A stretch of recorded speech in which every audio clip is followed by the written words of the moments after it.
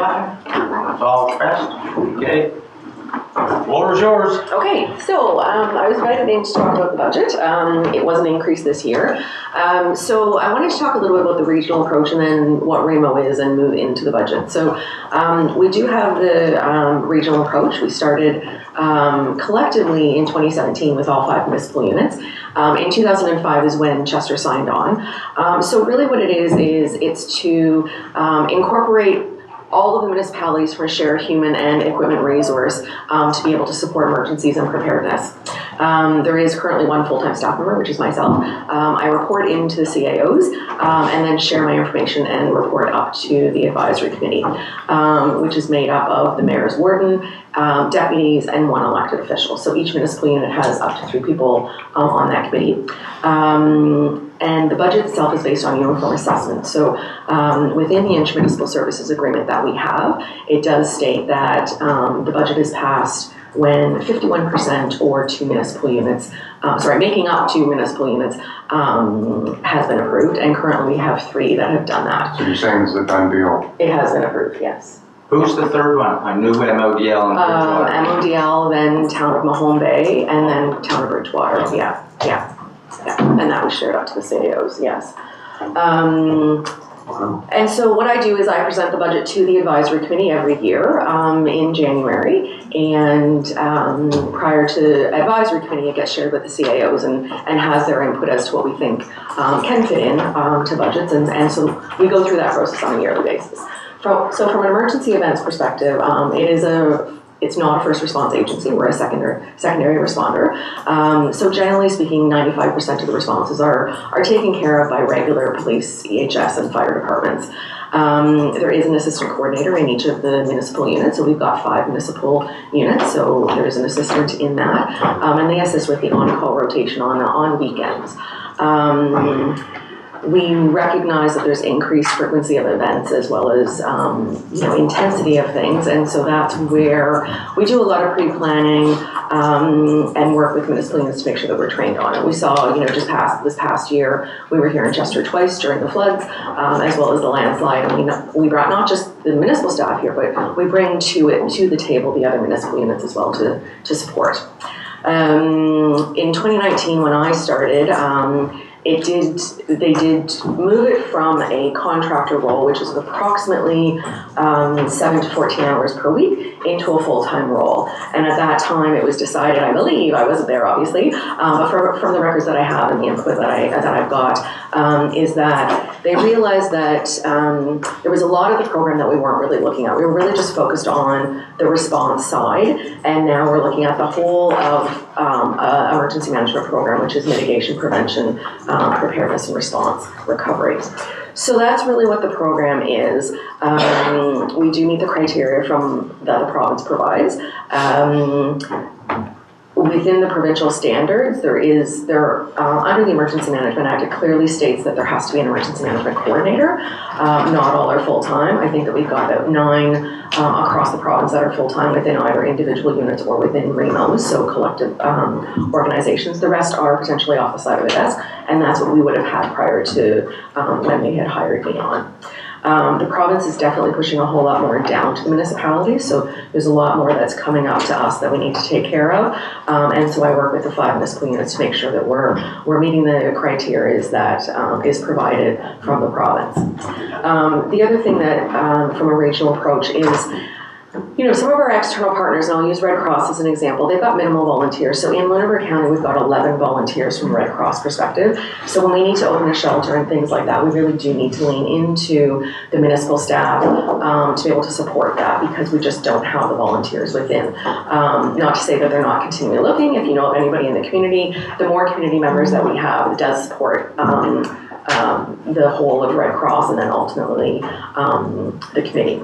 So from an advisory perspective, as I said, it's the mayors and wardens and 1 elected official. So we've got Warden Weber, Deputy Shatford, and I believe Derek is our alternate. We meet 4 to 6 times per year. I present up the emergency management plan, the after action reports, the budget, anything that has to actually do with the emergency management program.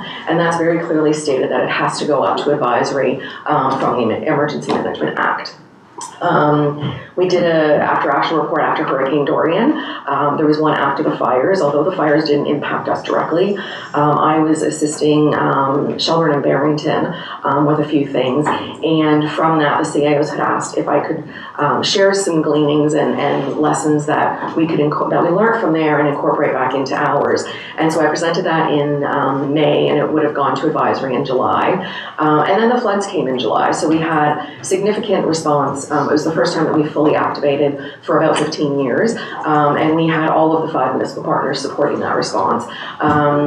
And within that, we did 3 state and local emergencies with some mandatory evacuations. And then here we did a voluntary one, potentially leading into it, but we didn't need to move to that. So from those reports is really where we start to identify what the gaps are, what we need to start working on to improve the program so that we're not caught off again for the next one.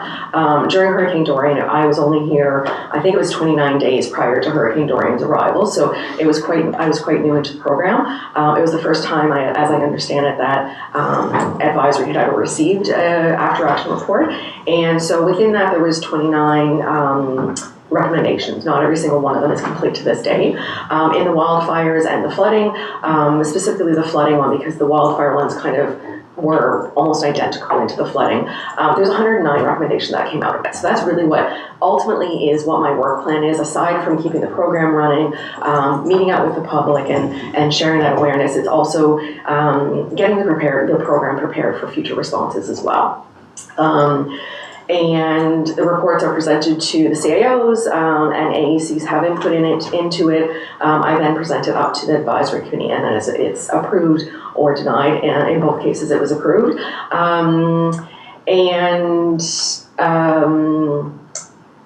In May was when we had the wildfires, so July was our next meeting. I presented some of the projects, and advisory had asked at the next meeting to come up with some budget ideas, to give them an idea as to what it was. So at that meeting, it was then put off to say incorporate them into the budget cycle. So the recommendations that are not part of the significant projects that were listed are the things that are in the existing operating budget, and those are the ones that I work toward.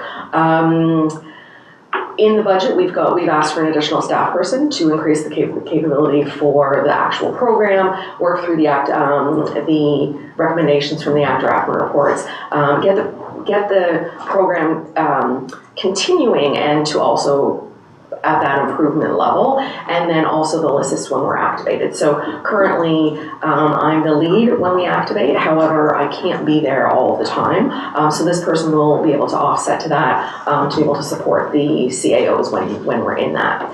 So I'll break down into the budget a little bit. Under the training and travel, there is professional development for 2 full-time people. We've increased the exercises and trainings. It used to be about 3 to 4 times per year, more on the 3.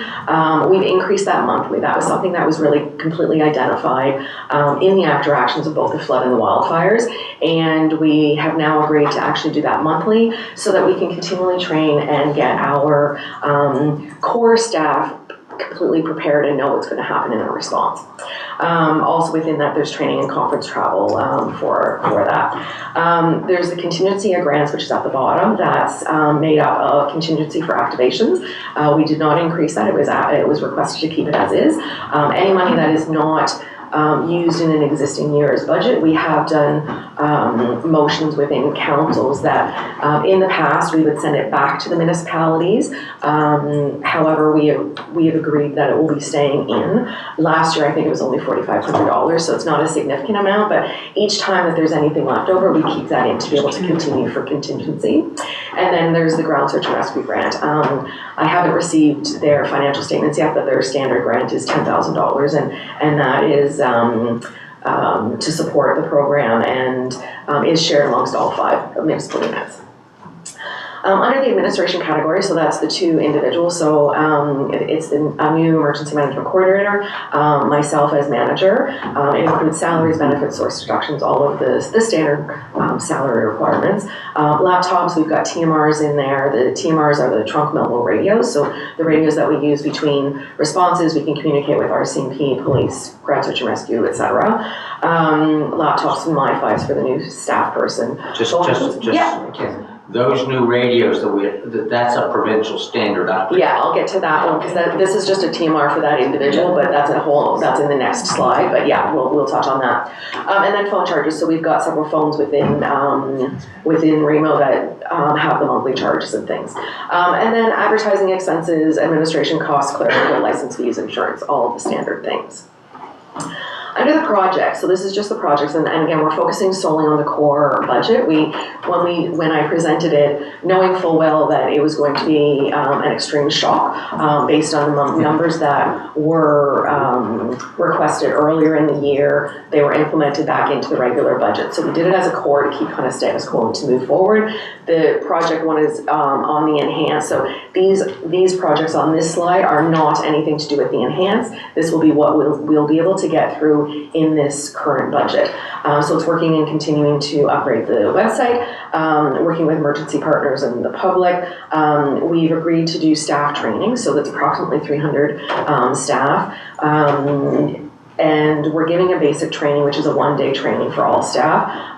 What that is a synopsis of what Remo is and how we activate, the actual responses of that we've activated in the past, and then it's a partial program of the basic emergency management training and a partial of the emergency coordination center training.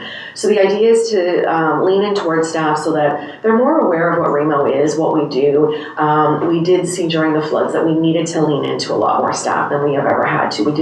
We've never activated to the size and the length of time that we had to, and we were experiencing staff burnout within that small group of individuals. So we're starting to roll out the Be Ready training. We're doing quite well with it, and so that's incorporated into this. There's been talk for several years that we currently still do not have a generator to make up an actual shelter location. We have generators in fire departments for comfort centers, and they could be utilized from if we're desperate to use them for a shelter. However, Red Cross really supports the regional approach because they just don't have enough volunteers, and so the idea is to have a larger facility to be able to do that. So what we're looking at is the capital side would be pushed off to next year, but the engineering and to review, to identify what buildings can be utilized, as well as get an engineering scope to identify the pre-wiring and things, so that if we can get a portable generator, it'll be wired into a variety of different across the whole county. And then what we've also identified is we need to have some more what we call to-go boxes ready for activations of all of the different positions, so that when we activate, we've just got all of them. So getting those all set up for the activations as well. And I think that's everything. Happy to entertain any questions. So the overall budget is increased by what amount? Going from 192 to 410, right? Yeah, thank you. It's double that. Yeah, it has. Just over. So one thing that I didn't touch on, Alan, and I apologize, was the TMRs, and I must have said a lot of stuff. So within that, so the province has trunk mobile radio that we all utilize. The province is rolling out a new system for that. It will be, by the end of 2025 is when it's going to be completely up and running. They've started working on our CMP, police, ground search and rescues, and other departments. Municipalities are going to be slated for this year. We will get replacement for the TMRs that we received from them, and a total of what we received is 10. We currently have 17 radios, so that means that there's a gap of 7 radios that we'll have to replace. In this budget, we've only budgeted 3, so we will be reducing the amount that are shared out within the municipal units so that we have some at the coordination center to be able to give out. And then next year it would be to bring in an additional 4. And those are about $4,500 per radio. So that's the other additional cost for this. I just have a question. Sure. Maybe, so do you anticipate that the budget the following year will be reduced? Because a lot of these things are capital in nature and therefore. Yeah, some of them absolutely will. If advisory decides to go into the project side, those are the ones that are more costly, and so that would be up to advisory at that perspective at that time. Yeah, I mean, like this year, they're looking at if we owned a portable generator and we wanted to hook it up to X number of buildings across the region. Yeah. These are the upgrades that would have to be made. So if we decide to go down that road, that's an additional expense. Yeah. There are no, there's no capital portion of this, except for the TMR radios. Correct. We're replacing Yeah. 4 in this budget. 4. There would still need to be 3 in next year's budget if we replaced all of them. Correct. So, but the rest of it, the generator, like the generator That's all engineering, that's stuff. engineering, that could lead to a capital project for next year. The Be Ready training would probably not have as high a cost for Yeah, next year. correct. By then. And then the we'll ECC already to go be boxes, we would That would be all portion of that out. But the majority of the cost is the full-time position, so Yes. Yeah. that's not likely to decrease. In real life, it's not going to be much different. No. Okay. Yeah. So, questions? That's why she's here. I have a question. Sure. The process at this point. The letter says please forward the budget to your council for consideration and approval. Yes. But why? Because I've been told that it's already been approved. Well, it had to be sent to every municipal unit to be approved. But the policy or the agreement that we have in place is if it's approved by 2 or more with a majority of the population, That represent 51% of the budget. Right. then it's approved. That's approved. I guess to follow on to you, Derek, if I can, without trying to sound too critical here of our own process, but if, for example, this council took issue with the budget, we really have no opportunity to react. We have 2 representatives of council that make up that management advisory committee. Yeah. But even though we have, every 2 weeks we ask for committee reports, we never get committee reports from Remo, do we?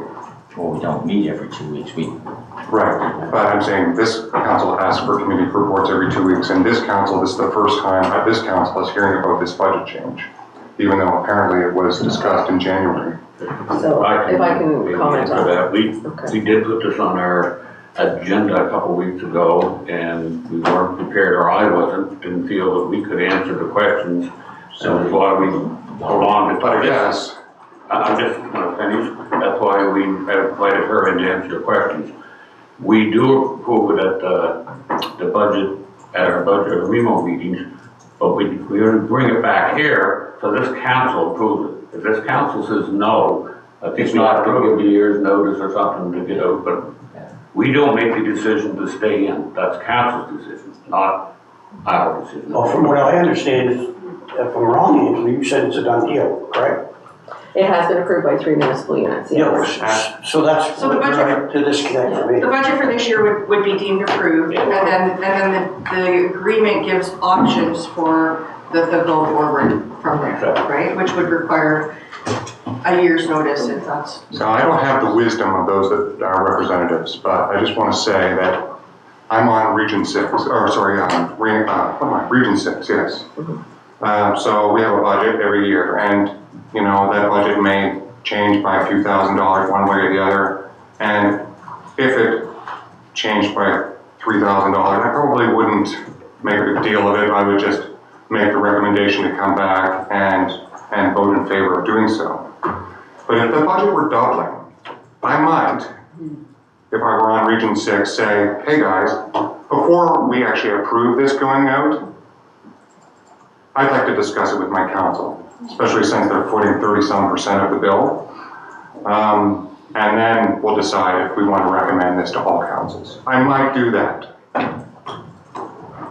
Now, I have some questions for you. Sure. If I may. I understand, like, 'cause we're a big fan around here of doing jurisdictional scans, we love them. So Kings Remo, they have one FTE, is that right? Yeah, actually, it's a 4 days a week position. Yep. That's right. Who's this? Kings Remo. Thank you. Annapolis, one FTE. Yeah. Yarmouth, they have 2 part-time. Yeah. In Queens, they got a couple of retired guys with a phone. Yeah.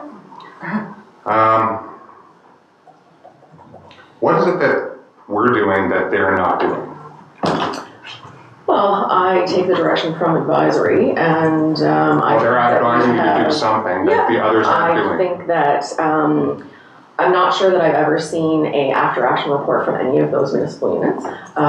So looking at lessons learned and how we can improve, I think that if we look at, Yarmouth is just recently gone into their second individual. Both of those individuals are relatively new. Annapolis was in the first, this is the first year that they've gone to full-time. They've recognized that there's a need to increase the programs. I think what we do is we share a whole lot of information with the public. I'm out with the public as much as possible to do trade shows, to do presentations, to prepare people. The more that we can prepare residents at the individual level, the more that we are resilient within the whole county.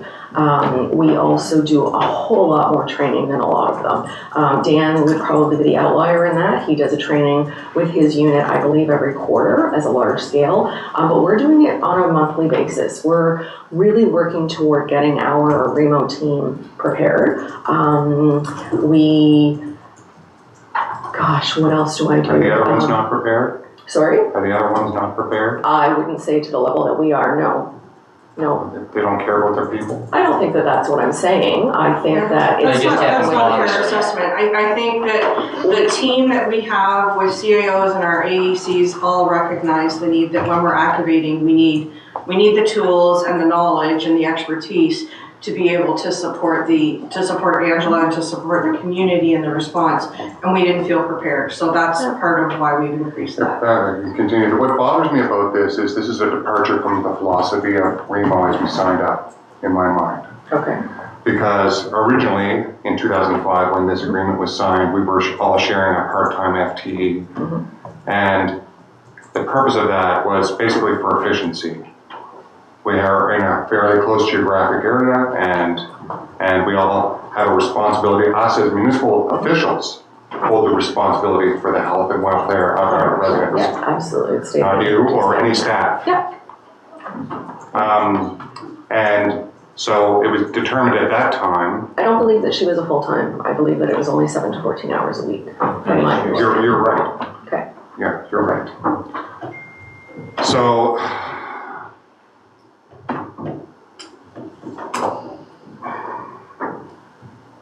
Our job is to provide that emergency response. Yeah. And we decided that we would collectively share this resource because from an efficiency standpoint, that made sense. And the role is a role of a coordinator. But now it seems like this budget change, which is to me more than a budget change, is actually changing Remo into more of an agency model where you actually have a manager, yourself, and then staff. And it seems like it's putting more of the focus of that emergency preparedness in the hands of the agency. And we're sort of dusting our hands off and saying we've done our part. Nonetheless. Well, I'm happy if any of Bruce is your AAC here. If he wants to come out and help with presentations, we often do things together. You know, we've been in many regional organizations, such as the REN, for example. Yeah. And at some point, the budget gets big enough that it's like we beg the question, why is it that we don't have our own economic development officer? Yeah. And that's actually exactly what we do. And the money that we're putting into Remo at this point, we could easily hire a full-time person that would be dedicated to us, that would intimately know everything we have going on here. We wouldn't have it based in Bridgewater, it would be based here. Okay. You know, but that discussion, we didn't get to have that.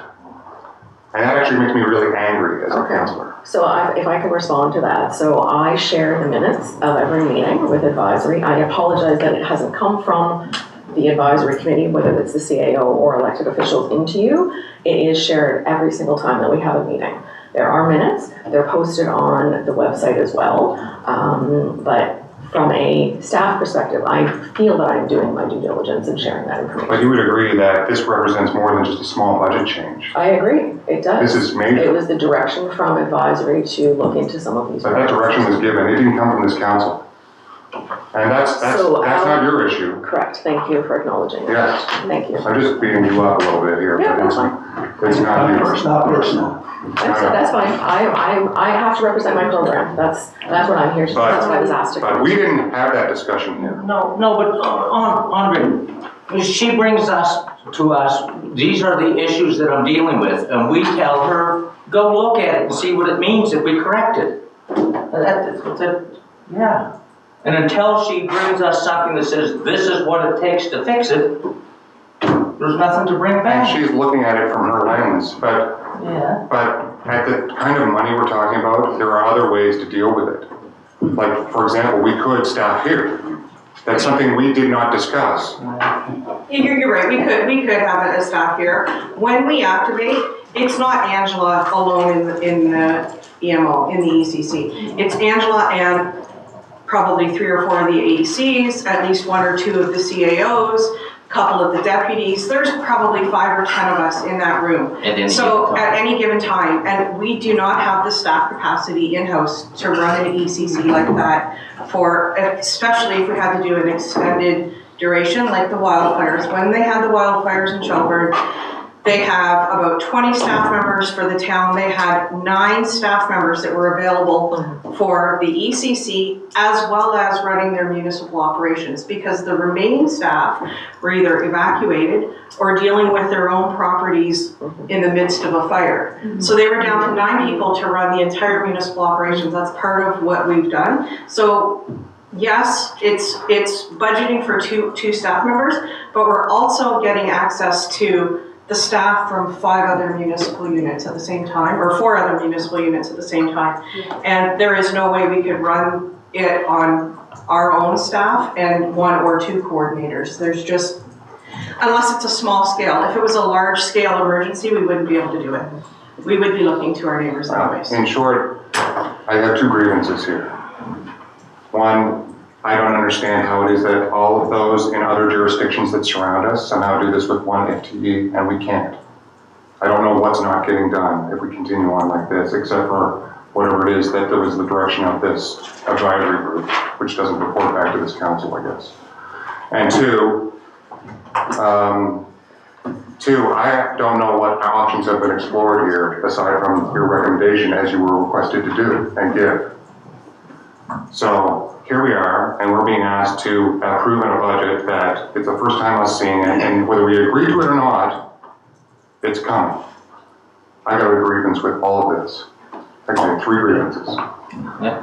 But that would happen no matter what. The budget was presented to us, and we brought it back and put it on the agenda as soon as we received it, that the first next meeting it was on the agenda. Yeah. And I could not explain the budget to you. I'm not scared to sit there and say that. You did a great job today. I couldn't have done that, the detail, I couldn't answer the questions. And that's why we put it off. You could come in and answer these questions. If I'd have put my hand up at the Remo meeting and said, no, I don't agree with it, I'd still come back here for the same thing. You guys make the decision. I don't make the decision. I felt my duty on that committee was to bring the report back what we did. Let you guys see the budget, make the decision. And that's what we're doing, exactly what we're supposed to do. It's too late. It's not too late. If we'd brought it back 3 weeks ago, we'd have been sitting having the same conversation. It would have been back to the other councils who would have approved it, whether we would have or not. I would like What to we think did today that- had nothing to do with the other 3 councils. They want it. If we don't want it, we have a year to get out. If we want to stay in it, we approve the budget. It's Well, I think pretty that's simple. something we should look at then. Well, I want to just say one thing. I watch other councils meet. It's a perverted pleasure. And I literally watched another councillor in another municipality say, when this came up, well, it's a big increase, but most of the money is being spent by Modal and Chester. So it's not a big deal to us, and all the other counselors, this is just their words, not mine. All the other counselors were in favor. That was the impetus for that. That was the last comment before they made their vote and approved it. We all sat here and agreed to the process of how we pay, what the formula was. This council agreed to that. Of the formula of who pays what. Which is very Is similar what to the way we pay is for what it. we agreed to. And that's the process we brought back here, what we agreed to. Yeah, I agree with that. However, I guess we're shocked because the budget's doubled. I was And, shocked. you know, that's the thing. I was shocked, I'm not scared to say, when I saw the budget, I was totally shocked. Normally when I'm on a big committee, and they're like, well, we want to present this budget, I might say, hey guys, hang on a second here, this is a big change, why don't we go back and consult with our councils first before we push this forward? Oftentimes our partners will react favorably to that. You can do that.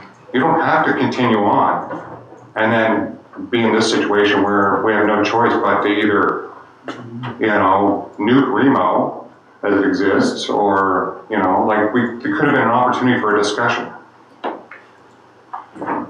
We only received the budget a couple of weeks ago. That's the first we saw it. The CAOs and stuff may have seen it prior to, but we didn't. We can put the minutes of the advisory committee on the agendas, but Floyd is right that the agreement is in place for how the process works, and so there is an option to give the year's notice and take that year. You can take that year and look at the agreement if you would like, but the agreement is a long-standing agreement. Well, so was Ren. Yeah. Tina? Thank you. Thank you for being here. Thank you. And actually, Della, that's where I was going to go in terms of another, type analogy, if you will, the rent. And thank you, Andre, for bringing that up. So, like everybody, I think seeing it on the agenda a few weeks ago, it was a surprise. It was a shock, I guess, not a surprise, a shock. I agree with Sharon. We agreed to that formula. Absolutely, 100%. I remember that discussion, or read about it or something. I don't know if I was here, but agree with that. But maybe the time is here, and we've grown as a municipal unit to look at the example, and can't just replicate it. The REN is an idea in terms of service within our own municipality. I guess maybe this is what's forcing that or encouraging that in my mind to look at that, and I think that's where I'm going. To speak on a positive note, I certainly appreciate the offer and the willingness and the absolute evidence of jumping in when it comes to any community wanting to reach out and have you there, because I know that you've done that. I know that you've worked closely with I say our, because it's a Lunenburg County Senior Safety Partnership, the staff there. And the good word is back through those channels in terms of getting to the core of preparedness. And I don't think we can take away from that value at all. So I appreciate all that you do with that. And again, if it's the advisory committee or the municipal units or who's driving this, I'm not quite sure on that. But thank you for being here. And I think that for me, it's forcing some hard decisions maybe in my own mind in terms of where we're going to go. Because that might be not a happy day. I don't know, but I guess I'm there now because of this. That's all. Thanks. Jared? If I'm looking at the numbers correctly, and I want to be sure, we're paying now 123, and that's going to 243? No, so what's the, We're paying am I looking at the 51. green or the blue? Which are the ones? We're paying 51,676, and we will be paying 123,595. Yeah. So go to the left-hand side. For the core budget, not the enhanced budget. Sorry, Okay. What's approved was On the the top core right. budget. Not the enhanced. Go down a So little the bit. enhanced budget. Yeah. The core just gives us what we're getting now. So there's a second column to your left. Well, with additional Right. staff, Yeah, additional the training, and 123. additional radios. And and engineering on where and when, how we can put in generators. Just out of curiosity, when we have an emergency whereby it's severe enough that the evacuees can't be put on a bus and brought to some other location, and there presumably would be in that kind of scenario widespread power outages, how would one decide where you're going to take a solitary generator? How would you make a policy around that? We would make the decision based upon what the emergency is, and the discussion that we've had is if we had a variety of different facilities that had hookups, we would try to keep the residents wherever possible in the closest community. So we wanted to, as Alan suggested, have something in Chester, have something in Bridgewater. If it's an area that's being evacuated from here, we want to keep people as close as possible to their homes. Wherever possible, that is the standard that we do. Not to say that we have to relocate them into other locations if we need to. Currently, there is not a facility in all of Lunenburg County that has a generator that is a big enough facility for a shelter that meets the Health Canada and Red Cross requirements for a shelter, which includes gymnasium, smaller rooms for breakouts and families and things like that, a kitchen, bathrooms, and showers. We've been talking about the lack of that type of facility for years now. I've been here for and we're 4.5 just trying years to since move then. forward so that we can But finally resolve that. in terms of a generator, no decision has been made on whether that would be what the generator is or what that program is. Is it one mobile generator? Is it multiple mobile generators? No decision has been made. It's an investigation of what is Well, I needed. just can imagine What a whole facilities lot of and what policy they need. issues around that when you have 5 owners of one asset. Presumably in a situation where there would be emergencies all over the place, and how you would make the decision. Well, I think that we experienced that actually in Hurricane Dorian, where we had to allocate resources, and that's actually one of the things that I'm trained in, is to look at the assessment and to understand, to evaluate where the emergency is, what we're trying to do. So in Hurricane Dorian, it wasn't with regard to people. However, we had multiple different municipal units that had power outages at all of the critical infrastructure sites. I have all of the units share with me in their priority, and then I look at all of them and I work with the CAOs, and then we then also higher prioritize within that. And I will be very honest, it was the most seamless approach that I've ever experienced. I was fully expecting, and granted I was only here for less than a month, I was fully expecting every municipal unit at that time that was impacted to say that theirs was the priority. That was not the case. One individual had said, I believe this municipal unit is actually the most important, and everybody agreed, and it was a very seamless approach. And I think that's the purpose of having people trained to have the emergency coordination center. We look at it from a holistic approach and not just an individual unit. I have to look at things from a whole county, not just an individual unit. And that's where I would advise my CAOs and advisory, if I need to get to that point, to say, this is my recommendation. And it's not just mine, we collectively talk through the decisions. So I actually don't think that that would be a stepping stone. From our perspective, we might, if we were alone, we might purchase infrastructure or assets like a generator, for example, like a portable generator to back up sewage lift stations and things like that. Yeah, some of the That other could units have also, that as well. that also could be used for emergency purposes. Yes, and Of if we course. knew what the requirements were, we would use those specs for some of the wiring in through this project, so 100%. And one of the other towns has also offered a similar perspective, but it's generally used for their water and wastewater treatment plants. But not to say that if theirs isn't down, we would be able to utilize something like that. And generally, if the power is down and we need it for the wastewater treatment plant. Our critical infrastructure we need is it for the always wastewater the treatment biggest plant. It's not available responsibility. for a shelter, so. Yeah, critical, Again, I just want to thank you for coming in, Yeah, thanks. answering questions, because I knew there'd be a lot of tough ones. Yeah. I just know that in the past year, we've seen some of the changes in our weather patterns. We've seen floods, fires, you name it. We've seen it. We've seen the snow keep written this year. I was not entirely in favor of this when this all started, and I thought a lot about this, and I talked with Councillor Vino a bit about it. What I see here, and from what I'm understanding from staff, and I may be wrong, is they don't feel that even with a staff person that we could be, I guess, at the level of expertise that we would be staying with Remo. That's what I think I'm hearing.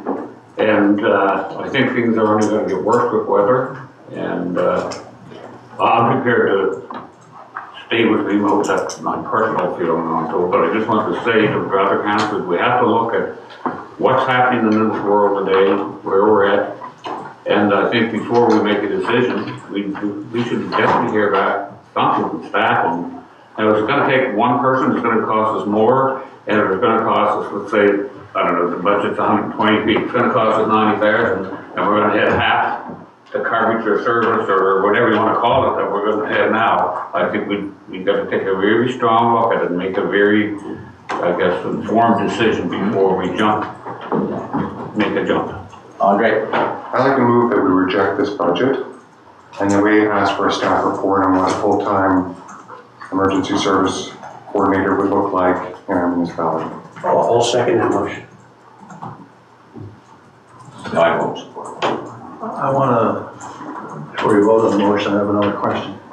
Well, it's gotta be on the motion. It's on the motion, it goes to the motion. Because we're talking about the budget, and I'm just trying to understand what we're rejecting. Can you explain to me what the two in blue, 2024, 2025 proposed budget represents under enhanced budget? Yeah, the enhanced budget included a variety of additional projects like the vulnerable for service project, volunteer roster, the capital budget for a generator, and a project of evacuation routes. In addition to that, in order to do some of those projects, it was to request a third individual as well. So the enhanced budget But is that's not what we're looking at in this. That's not- We're only looking at the core budget. the enhanced budget was proposed as a way to move up and speed up getting some of those bigger projects done, like a volunteer roster. So that's a vulnerable person's roster that you've heard them talk about in the news, especially with the wildfires and the flooding, and now with the storm. So that was a vulnerable persons registry. A volunteer roster would be to help staff up our comfort stations. The generator purchase and the evacuations routes, so looking at mapping and ways to do evacuations when we need to do evacuations. So it was looking at those projects that have been identified as priorities from the after actions reports of several of the incidences we've had. So they're on the to-do list, and it was the enhanced budget would have taken those and given us the resources to do those in 1 year. What the committee discussed, what the advisory committee discussed was not having an appetite for that right now, to rather take those projects and increase the timelines and so use the core budget with an additional staff person to do those projects over a longer term period instead of trying to push them all into 1 year. So that's what the enhanced budget represented. Any further questions, Derek? So what we're voting on is the 2024, 2025 proposed budget under core budget. That's correct. Correct. So will we expect to see the blue enhanced budget next year? No. No, what we chose to do was to take more time to accomplish all those things. So we'll get to that number eventually. So we'll get to the $250,000 in a couple of years then. No, that's not the intent. No. So that the enhanced budget included hiring a third staff person. So what the committee said was there was no appetite to do that, to stick with the 2 staff people and have Just those take staff longer people to take get longer everything to do the items instead. So you won't see the entirety. Now you might see some of the projects appear later. So as we wrap up the Be Ready training, that funding will come out, that item will come out of the core budget, and then we'll put the next project in there as we go forward. So just to be, sorry. Wait a second, Tina was next. Thank you. So it's tricky now. Yeah, So it's that's- kind of, because there was a motion, but, so it's, Speaking to the motion, that's fine. yeah, okay. So could Councillor Vino remind me again, the reference to King's Remo, the budget there, just so I'm just trying to compare projects and what they're doing. I can only Again, go by FTE, and I can't speak to what projects, okay. and I don't know if any of us can, we don't have no clue what exactly our projects are unless we go and consult the website, because we don't get reports. But But I would say that it would appear that those are in our jurisdiction around us have one FTE to do this job, and that our advisory committee has asked for things that must exceed what the others are doing, I presume, and that it takes another person to do it. I know, and I know it's on the motion, but Yeah, again, but again, I, stretched on. again, and I only know a little, but geographically located where I am, and I've said this to you before, Angela, I'm very keen and paying attention to and linked into the King's remodel. And I know the projects. No, I probably don't even know all the projects, but the Vulnerable Registry, they do that very well, very well. And when I think of all of our communities and the volunteer registry of volunteer persons or whatever it's called, that's key, and they're doing that. Because I think of Aspetuggin and New Ross and Martins River, yeah, so that's still to the motion because I'm still in my head thinking about the budget and what's being proposed and what we're getting for the budget. Thank you. Another question on the motion, please. What the consequences, even if we vote to reject it, nothing's going to change because it's already passed based on the agreement, correct? That's correct. That's what I'm thinking. So is there anything in the agreement that we trigger by voting against it? We would have to then determine whether we're given notice to get out. But it's not triggered by this motion. That's what Sam and I were just discussing, so I think we need clarity on what the motion is It's not because. automatically triggered, but that would be the logical next step. Yeah. In my motion, I specifically asked for a report. I think at the end of that report, we could make a decision. Yeah, so it's not triggering, It's not triggering a removal, no. no. So the- That's later on, we would have to determine whether we're gonna do that or not. So the only vehicle we have to sort of express our discontent with this process is to support that motion. Basically. Yeah, Well, the motion is largely symbolic. yeah. Because it doesn't have the effect of approving the. No, we're still gonna pay it this year one way or the other. Yeah, So it indicates a displeasure. yeah, that's not just for clarity. I think we need to know what the consequences of voting. Okay, any further discussion on the motion? All those in favor? Opposed? Motion's carried. Thank you, Angela. Thank you.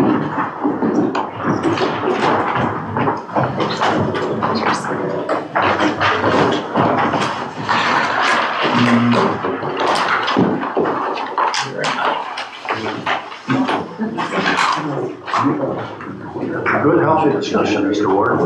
Yes, it was. My answer would be, I got two, three trees, one. Okay, 8.1, I remove. You don't want to move people out of the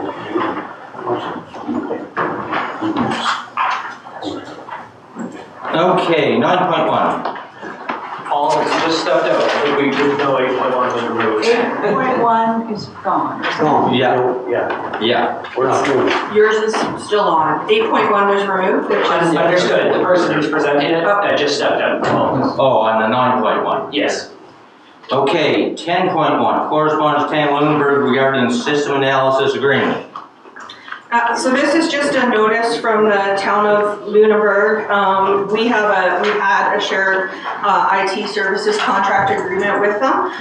So we were providing 40% support to them 2 days a week. So they have given notice that they would no longer intend to use that service and they're withdrawing from the agreement. However, the agreement actually expired January 6th. So in effect, they gave notice the day before the agreement, and the way the agreement was worded that if we don't give notice, it doesn't if they give notice or they don't ask us to return, that it would no longer continue. So We're in just done. effect, we're just done with the agreement, is what it is, yeah. So we're just giving you a heads up that's what's happened, is that agreement is no longer in effect. Can I ask a question? Now that we're no longer supporting Lunenburg, are our staff complement added? Like, are we overstaffed? In talking to our IT staff, no. We have lots of work that can be done with a full-time position. So it's 2 days a week, and so it'll have a small budget impact this year where we were intending that they would support some of that. But the staff feel that there's lots of stuff still to do for that position. Okay, we're on to 9.1. We're back on that.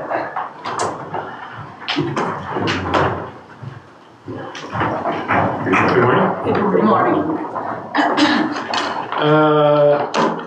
As you've seen in the package there, we've asked council to give direction to proceed with processing development agreement application and hold a public information meeting.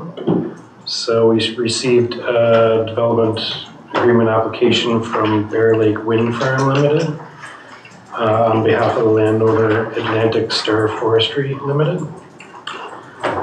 So the proposal is for one turbine for a larger wind project. Has a height of 206.5 meters and generating capacity of 5.9 megawatts. So this type of development is considered a high capacity electrical generating facility in the land use bylaw. And that requires a development agreement process. So they're proposing 15 turbines for the whole project, and there's one that's municipality. So it's Save you some effort in reading this. I mean, I think that our job is only to refer this on. Yeah. I think we'd be happy to do that. I'll make that motion to refer it on just to save you some agony of going through this. Second. Yeah. Discussion? All those in favor? Opposed, motion carried. I'll just make reference to it, even though it's after the fact. I mean, of course we're going to do it because it's allowed in our municipality. We have the setback requirements. We already have all, but it's very controversial in Can be. West Hands. It's really cool that we're getting one, because we tax based on installed capacity, which is nice. Yeah. And there's a big one. Yeah. 5 points of the But up in West Hands in certain areas, it's much closer to homes than South Canoe is. Yeah. yeah, that's Well, we'll find out during the public consultation process, if anybody's upset. Yeah. All right, thank you. thanks. Okay, service agreement for maintenance insurance. 10 point. 10.2? Yeah. Some of us are going before the public hearing process, including the news. Damon, is Fred coming in for this one? I'll go with the crowd. I don't know. This is an insurance question. Yeah. Well, I can't answer that. I don't know. The work staff, somebody tell me what it works. 10 million seems enough to me, but I'll hear it in the report. We'll wait for. Okay, we're gonna move to 10.3 and it's a thank you letter. Thank you. So we got it. It was very nice. You're welcome. 2.3, was that the 4-H? Yep, very So, nice. yeah, so that was pretty exciting. I think we were one of very few that did that. I reached out to Aaron to mention something just after that. I think Niagara Falls and Parliament, of course, in Ottawa, maybe in Halifax, but certainly in the province. So 4-H is pretty big here, really. We're looking from the side. Yes. Okay, back on to 10.2. I'd like to acknowledge that, thank you. I think that would be a nice gesture. Yeah. To get something from the municipality. Yeah, and we appreciate it. Okay, we'll draft the letter. I think so. Yeah. These people like that. We should put this right in our municipal insight. Yeah. Very nice. Yeah. Yeah. Well done, it's all handmade and everything. Yeah, nice. Yeah, we can do that too, yeah. Okay, maintenance insurance. I think that's where we're at. Yeah. Yeah. Great. Fred is 10 million enough? Yeah. That's up to our broker, who's the same for them, right? They're saying it should be 15 and they're asking for 10. And it's really a council decision. I don't know. So if it works, there's no problem. What could happen that would be more than 10 million? I'm not Seems like a sure. lot. Yeah, the insurance people set these values, I'm not, you know. You think, So we can approve their request and it's not a problem? Not a problem to me. Gotta be done. Somebody want to move that's it? great. It depends if they have like multiple charges against them for some reason, right? Exactly. Yeah. Discussion, all those in favor? Opposed, motion's carried. Mr. President, before Village too. Well, really. Yeah. 11.1, Community Development Recreation Development Agreement for West Commons Road. Oh, yes. Andre's declared a conflict. Is there anybody else who has conflict? I'd like to not participate at this stage, or I have to get some advice on it. I'm not sure. I may be. Well, you either have to, you're either, yeah. You're probably better off to go there. Yeah, if there's any gray area. Just, Yeah. that's right, if there's any gray area, I would step away. Yes. Yeah, you can't sort of have to. No, either in or out. I don't think I am, but anyway. Just for clarity. Yeah. Okay, You want me to Councillor Wells is also declared a conflict. potentially? Well, I can't judge that. Right, so Last word. Yeah, good morning. Similar to the request that Paul just presented, this is just a request for direction to proceed with an application that we've received for a development agreement. Just a brief overview of the specifics. So this is on Chester Commons Road, and the proposal is for 4 buildings, each containing 6 dwelling units, so a total of 24 units. Currently, the site is 5 properties, but the intent is to consolidate those all into one, so it will all sit on one lot, and that 12 or more units in the mixed-use zone is what triggers our development agreement requirement. So we've received the application package, the application fees. There's a project summary which was attached here, and quote some of the housing needs assessment pieces as this being a piece of the sort of needed type of housing, and I think generally staff would agree with that. The design, which will all be forthcoming as we move forward with the process, is I think an appropriate style, but also intended to result in rentals that are not at the top end of market. So that's the kind of thing we've been talking about, a lot of attainable housing and market rental housing, and that definitely appears to be what this is focused on. So essentially what we're looking for here is direction to proceed. We'll prepare a staff report, draft development agreement, hold the public information meeting, and bring it to PAC before returning back to council. Somebody prepared to move that? I will, I just have one question. Was this something that you were aware of a while back, or did it just sort of come together? No, this one came in fairly recently, yeah. Oh, nice. Yeah, so this is great, and hopefully. I'll move it. Seconder? I'll second it. Discussion? All those in favor? Opposed, motion's carried. I'd like to locate, do you have a better location? Oh. I know you said Commons Road, but Yeah, I'm familiar. I think it's on the map. and actually you're right, I didn't actually include a location. I don't think you included map that. here. Just send us a map. Yeah, sure, I can circulate that when I get back to my desk. It's kind of at the corner of Chester Commons Road where it comes down and then turns across and intersects with Maple. Oh, okay, 'cause it Yeah. doesn't border on the number 3 at all. No, it doesn't. Currently I should have mentioned that as well, I guess. Currently the properties are owned by Lobster Point Holdings. So there's a significant amount of property that's under that same ownership. So this is 5 of those parcels, sort of on the westward side, and we have authorization from the. So would it be as far as Terry Brown, the garage there? Is it No, not that far. Yeah, and I'll send a quick little map Okay, when great. I get back to my desk.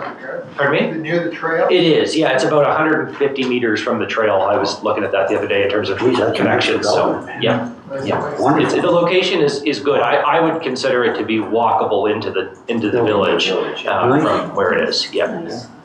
So, Like to see it. Okay, 11.2, home in the heart of New Ross, community meeting flyer, and this is for information. So you can tell them to come in, maybe. Yeah, It's 10:30, we're right on schedule, aren't we? There's no other new business. yeah. No worries, take a 5-minute, okay. The heart of New York. So, a motion to adjourn? So moved, second. Discussion, all those in favor? Opposed, motion carries. So we're taking a 5-minute break and then we're going into audit committee. Okay, great. Assuming they're here. We're down to 10:30. Proceeding?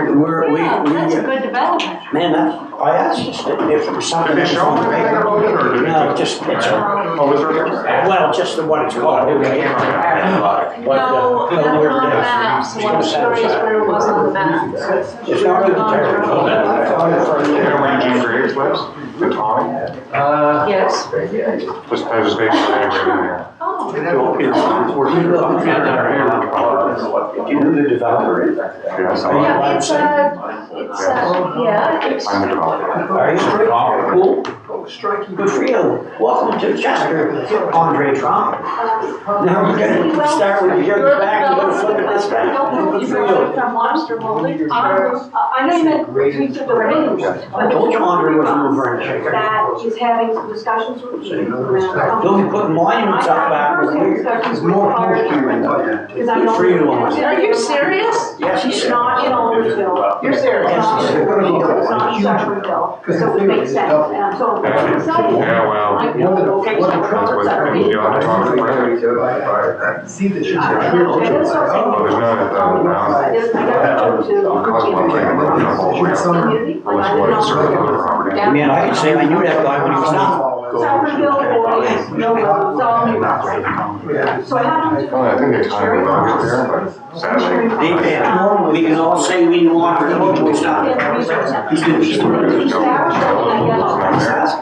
on school property. Just understand. The new executive director and the other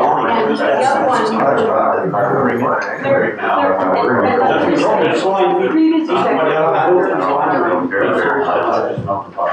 didn't leave on a report. So, you know, there was probably some. Oh, I know. I'm wondering if it was down. It's just a frustration. Can you just check and see if there's- Yeah, exactly, it's our building. I'm paying way too much. And now,